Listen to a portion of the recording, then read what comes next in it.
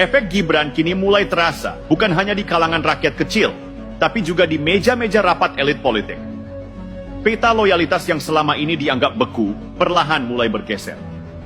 Di dalam koalisi pemerintah, sebagian tokoh mulai sadar bahwa mendekat pada Gibran berarti ikut menikmati limpahan simpati publik. Di luar koalisi, ada yang diam-diam iri, ada pula yang gelisah.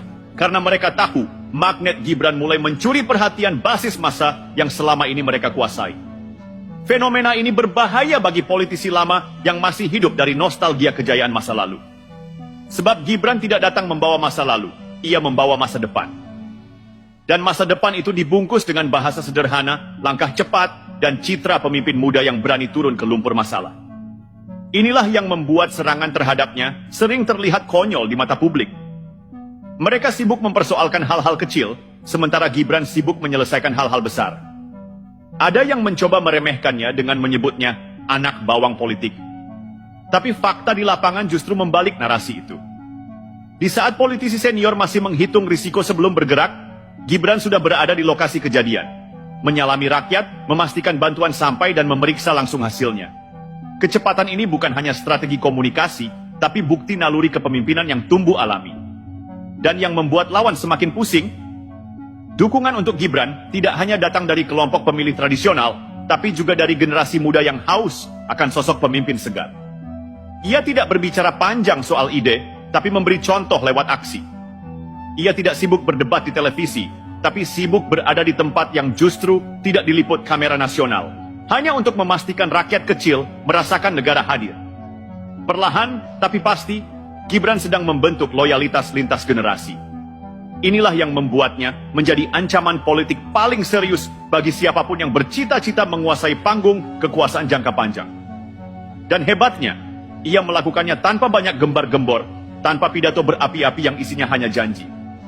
Kerjanya yang tenang tapi konsisten justru menghasilkan gelombang dukungan yang makin hari makin besar. Di titik ini, harus diakui, para penentangnya sedang bermain di wilayah yang salah. Mereka mengira rakyat akan percaya pada framing, padahal rakyat kini menilai langsung dari pengalaman mereka sendiri. Dan pengalaman itu sederhana. Setiap kali Gibran datang, ada masalah yang selesai. Bagi rakyat, itu sudah cukup untuk memutuskan siapa yang layak mereka pertahankan. Pada akhirnya, politik bukan sekadar adu slogan, adu panggung, atau adu citra. Politik adalah ujian kesetiaan pada rakyat, dan kesetiaan itu hanya bisa dibuktikan dengan kehadiran yang konsisten. Gibran, Raka Buming Raka, sudah membuktikan bahwa ia tidak memandang jabatan sebagai tempat duduk, tapi sebagai tanggung jawab yang harus terus diiringi langkah. Ia berdiri tegak di tengah badai, bukan karena tak ada yang mencoba menjatuhkannya, tapi justru karena setiap pukulan ia jadikan pelajaran. Setiap kritik ia ubah menjadi arah, dan setiap rintangan ia pakai sebagai batu loncatan. Ia tidak meminta rakyat untuk percaya. Ia membuat rakyat percaya dengan kerja.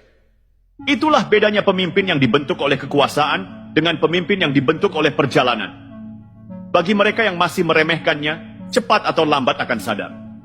Gibran bukan sekadar nama di berita, bukan sekadar putra seorang presiden. Ia adalah pemimpin muda yang sedang menempa dirinya di tengah rakyat, membangun kekuatan dari senyum pasar, pelukan ibu-ibu, dan jabat tangan buruh yang berpeluh. Kekuatan seperti ini tidak bisa dibeli, tidak bisa diatur, dan tidak bisa dihentikan. Maka siapapun yang menganggap Gibran hanya fenomena sesaat, sedang bermain dengan ilusi. Sebab sejarah selalu mencatat, pemimpin yang bertahan adalah mereka yang dekat dengan rakyat, yang bekerja di antara rakyat, dan yang berdiri di belakang rakyat ketika badai datang. Dan Gibran hari ini sedang menulis bab itu, bab di mana ia membuktikan bahwa ia layak, tak bisa disepelekan,